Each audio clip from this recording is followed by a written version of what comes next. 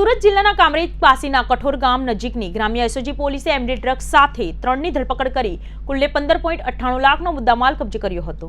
સુરત શહેર અને જિલ્લા પોલીસના નો ડ્રગ્સ અભિયાન અંતર્ગત સુરત શહેર અને જિલ્લામાંથી ડ્રગ્સના દૂષણને નેસ્ત નાબૂદ કરવા સુરત જિલ્લામાં અન્ય રાજ્યોમાંથી ચોરી છુપીથી નાર્કોટિક્સ ડ્રગ્સ લાવી સુરત શહેરમાં ઘુસાડી યુવાધનને નશાના અંધકારમાં ધકેલવાની પ્રવૃત્તિ કરતા ઈસમો પર વોચ રાખી છે।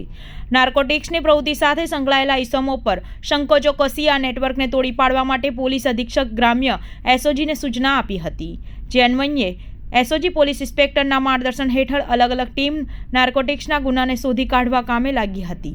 તે સમયે કામરેજ પાસેના કઠોર ગામ નજીકથી ગ્રામ્ય એસઓજી પોલીસે એમડી ડ્રગ્સ સાથે 3ની ધરપકડ કરી કુલ 15.98 લાખનો મુદ્દામાલ કબજે કરી લીધો હતો।